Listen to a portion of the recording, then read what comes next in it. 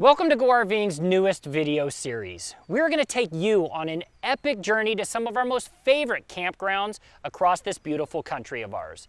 We're going to share with you educational videos, tips, tricks, and hacks, all designed to give you the best RV experience you can possibly have. I'm Mike Caudill, and this is Geared Up to Go RVing.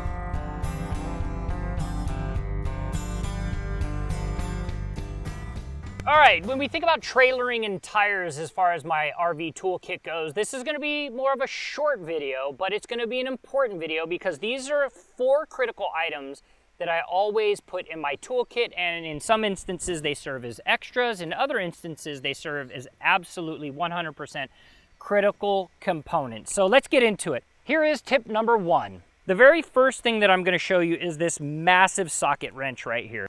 I bought this on the road with ours because our nut got loose. And I bought this 1.5 inch wrench so that I could easily get in there. I have the leverage to swivel it around and get it nice and tight.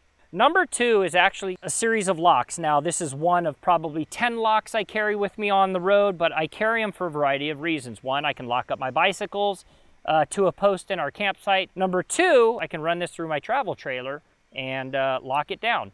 Number 3 is your trailer hitch lock.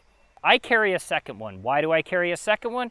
Because I have been going down the freeway and had somebody pull in front of me that forces me to lock up and put pressure on the receiver, and it will bend it. Well, once it's bent, it becomes faulty. So having a secondary one that you can easily pull out and replace with a new one is super important. Tip number 4.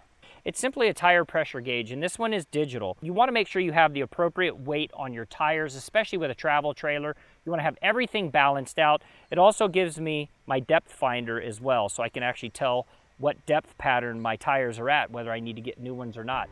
Hope you enjoyed this video. Just a quick one on some of the key essentials that I have regarding trailering and tires.